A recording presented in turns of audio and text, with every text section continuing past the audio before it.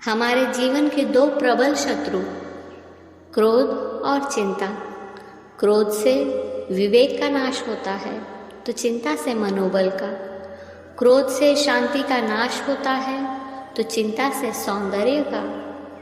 भगवद गीता में भगवान कृष्ण अर्जुन से कहते हैं, जो भविष्य की चिंता करता है वो कायर है, और जो अतीत के लिए शोक करता है वो मूर्ख है। बुद्धिमान व्यक्ति वर्तमान में रहकर कार्य करता है। ये शब्द हमें याद दिलाते हैं कि भविष्य के बारे में चिंता करना या अतीत के बारे में सोचना निष्फल है और हमें अपने लक्ष्यों को प्राप्त करने से रोक सकता है। हमें ऐसा लग सकता है कि हम चिंता करके कुछ कर रहे हैं, लेकिन वास्तव में हम बस अपने पहियों को घुमा रहे हैं। हम भविष्य को नियंत्रित नहीं कर सकते, लेकिन हम इसे नियंत्रित कर सकते हैं कि हम इसका जवाब कैसे दें। याद रखें, चिंता करने से कल की परेशानी खाली नहीं होती, यह केवल आज की ताकत को खाली कर देती है।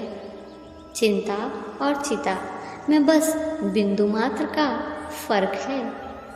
चिंता शरीर को चिता तक ले जाती है और चिता शरीर को सारी चिंता से मुक्त कर देती है।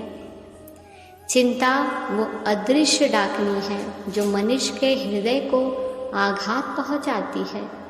वह घाव किसी को नहीं दिखाई देता है, यहाँ तक कि विश्व को कोई भी वैद्य जितना चाहे उतना मरहम लगाकर भी इसका इलाज नहीं कर सकता है। इसलिए चिंता नहीं, चिंतन कीजिए।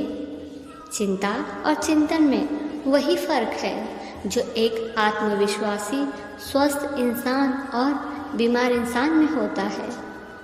चिंताएं, परेशानियां, दुख और तकलीफ़ें परिस्थितियों से लड़ने से नहीं दूर हो सकती। वे दूर होंगी अपनी अंदरूनी कमज़ोरी दूर करने से, जिसके कारण ही वे सचमुच पैदा हुई हैं। जिन बातों के बारे में लोग चिंता करते हैं उनमें से लगभग 99% तो घटित ही नहीं होती है। चिंता डर की एक माला है जो मन में बह रही है। अगर इस माला की एक कड़ी को काट दिया जाए तो दूसरी सभी चिंताएं बह जाएंगी। आज हम अक्सर पैसों और दूसरी चीज़ों के बारे में चिंता करते हैं। हम इस तरह की चिंता से कैसे दूर रह सकते हैं? जो कुछ तुम्हारे पास है उसी में संतोष करो।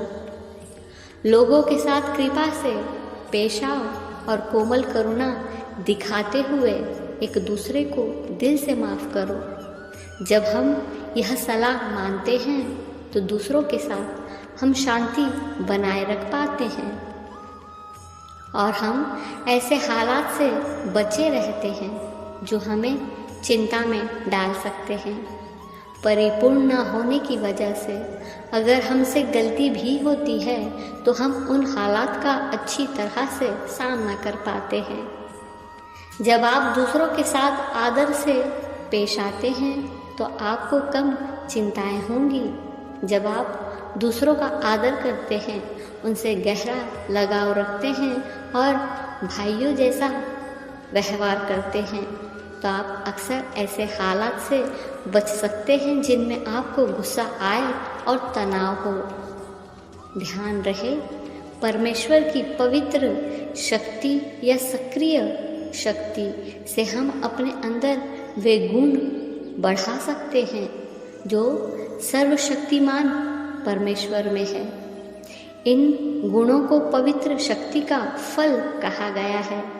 जब हम इन अच्छे गुणों को बढ़ाते हैं तो हम दूसरों के साथ एक अच्छा रिश्ता बना पाते हैं और उन हालातों से बचे रहते हैं जिनसे हमारी चिंताएं बढ़ सकती हैं।